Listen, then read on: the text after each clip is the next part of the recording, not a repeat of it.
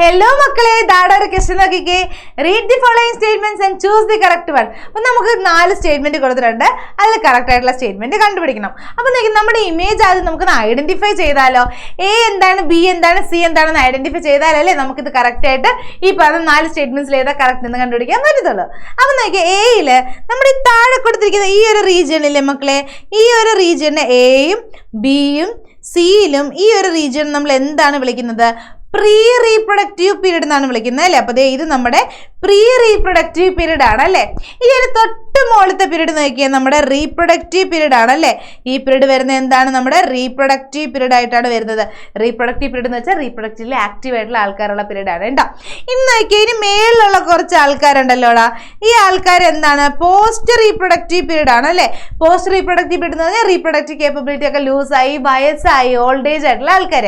അപ്പം നോക്കിയാൽ പ്രീ റീപ്രൊഡക്റ്റീവിൽ നമ്മുടെ ചൈൽഡ്ഹുഡും, റീപ്രൊഡക്റ്റീവിൽ അഡോളസൻസ് അല്ലെങ്കിൽ അഡൾട്ടും, പോസ്റ്റ് റീപ്രൊഡക്റ്റീവിൽ എന്താണ്? ഓൾഡ് ഏജും അല്ലേ കാണിക്കുന്നത്.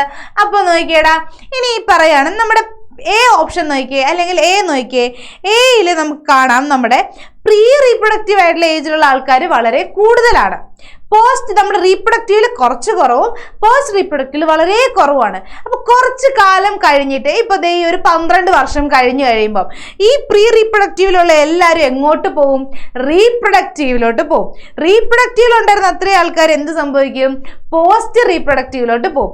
ഈ പ്രീ റീപ്രൊഡക്റ്റീവിൽ ഇത്രയും ആൾക്കാരുള്ളപ്പം അവർ പ്രൊഡ്യൂസ് ചെയ്യുന്ന, അല്ലെങ്കിൽ ഈ റീപ്രൊഡക്റ്റീവിൽ ഉണ്ടായിരുന്ന ആൾക്കാർ അല്ലെങ്കിൽ പ്രീ റീപ്രൊഡക്റ്റീവിൽ ഉണ്ടായിരുന്ന ആൾക്കാർ റീപ്രൊഡക്റ്റീവിലോട്ട് പോയപ്പം ഈ റീപ്രൊഡക്റ്റീവിൽ ഇപ്പൊ കൂടുതൽ ആൾക്കാരില്ലേ, അവർ പ്രൊഡ്യൂസ് ചെയ്യുന്നത് അതിൽ കൂടുതൽ ഓഫ്സ്പ്രിങ്സ് ആയിരിക്കത്തില്ലേ.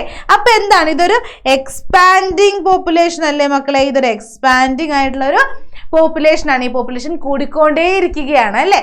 അടുത്ത രണ്ടാമത്തെ നമ്മുടെ ബി നോക്കിയേടാ. ബി നോക്കുമ്പോൾ നമുക്ക് എന്ത് കാണാം? ബിയിൽ നമ്മുടെ പ്രീ റീപ്രൊഡക്റ്റീവ് സ്റ്റേബിൾ ആണ്. പോസ്റ്റ് റീപ്രൊഡക്റ്റീവിലും ഒരേ നമ്പർ, അല്ലെങ്കിൽ പ്രീ റീപ്രൊഡക്റ്റീവിലും ഒരേ നമ്പർ ഓഫ് ഇൻഡിവിജ്വൽസും, പോസ്റ്റ് റീപ്രൊഡക്റ്റീവിൽ കുറച്ച് കുറവാണ്. ഇപ്പൊ നോക്കിയ ഒരു 12 വർഷം കഴിയുമ്പം ബി പ്രീ റീപ്രൊഡക്റ്റീവിൽ നിന്ന് റീപ്രൊഡക്റ്റീവിലോട്ട് സെയിം നമ്പർ ഓഫ് ആൾക്കാരല്ലേ പോകുന്നത്. ഈ ആൾക്കാർ എന്ത് ചെയ്യും? നമ്മുടെ പോസ്റ്റ് റീപ്രൊഡക്റ്റീവിലോട്ടും പോകും. അപ്പൊ എന്താ സംഭവിക്കുന്നത്? ഇവിടെ പോപ്പുലേഷൻ ഇങ്ങനെ ഓൾമോസ്റ്റ് സ്റ്റേബിൾ ആയിട്ട് നിൽക്കുകയാണ് അല്ലേ. അപ്പൊ ഈ ടൈപ്പ് ഓഫ് പോപ്പുലേഷൻ നമ്മൾ എന്ത് വിളിക്കും? സ്റ്റേബിൾ പോപ്പുലേഷൻ എന്ന് വിളിക്കും അല്ലെ. ഇതൊരു ബെൽ ഷേപ്ഡ് ആയിട്ടുള്ള, ഇതെന്താണ് ഷേപ്പ്? ബെൽ ഷേപ്ഡ് ആയിട്ടുള്ള പിരമിഡ് ആണ് കേട്ടോ. സി നോക്കിയിട്ട് അപ്പൊ നമ്മുടെ ലാസ്റ്റ് ആയിട്ടുള്ള സി നോക്കുകയാണെങ്കിൽ എന്ത് പറയാം നമുക്ക്? ഇവിടെ പ്രീ റീപ്രൊഡക്റ്റീവ് വളരെ കുറവാണ്, പോസ്റ്റ് റീപ്രൊഡക്റ്റീവ് കൂടുതലാണ്. റീപ്രൊഡക്റ്റീവ് കൂടുതലാണ്, പോസ്റ്റ് റീപ്രൊഡക്റ്റീവും കുറവാണ്. അപ്പൊ നോക്കിയ ഒരു 12 വർഷം കഴിഞ്ഞ് ഈ പ്രീ റീപ്രൊഡക്റ്റീവ് ആൾക്കാരല്ലേ പോസ്റ്റ് റീപ്രൊഡക്റ്റീവിലോട്ട് പോകുന്നത്, അല്ലെങ്കിൽ റീപ്രൊഡക്റ്റീവിലോട്ട് പോകുന്നത്. റീപ്രൊഡക്റ്റീവ് ഉള്ളവർ പോസ്റ്റ് റീപ്രൊഡക്റ്റീവിലോട്ട് പോകും അല്ലേ. അപ്പൊ ഈ ഒരു കണ്ടീഷനിൽ വരുമ്പോൾ എന്താ മക്കളെ സംഭവിക്കുന്നത്? നമ്മുടെ ഡിക്ലൈനിങ് പോപ്പുലേഷൻ ആണ് വരുന്നത് അല്ലേ. പോപ്പുലേഷൻ ഡിക്ലൈൻ ചെയ്തുകൊണ്ടിരിക്കുകയാണെന്നാണ് അതിന്റെ അർത്ഥം. പ്രീ റീപ്രൊഡക്റ്റീവ് ആൾക്കാർ വളരെ കുറവാണ്, അവർ റീപ്രൊഡക്റ്റീവിൽ വരുമ്പോൾ അവരുടെ എണ്ണം കുറഞ്ഞു. ഇനി ഇവർ വേണ്ട റീപ്രൊഡ്യൂസ് ചെയ്യാൻ, അപ്പൊ പിന്നെയും പോപ്പുലേഷൻ കുറഞ്ഞു വരില്ലേടാ. അപ്പൊ ഇത് ഡിക്ലൈനിങ് പോപ്പുലേഷൻ ആണ്. ഇതിന് ആൺ ഷേപ്ഡ് പിരമിഡ് എന്ന് വിളിക്കും കേട്ടോ. എന്ത് വിളിക്കും?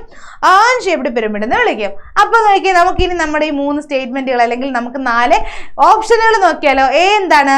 A is a triangular pyramid where pre-reproductive stage is very large as compared to that of reproductive and post-reproductive stages of a population. This type of age pyramid indicates the population would be increasing rapidly.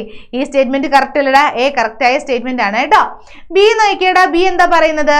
B is an inverted bell-shaped age pyramid where number of pre-reproductive and reproductive individuals are almost equal.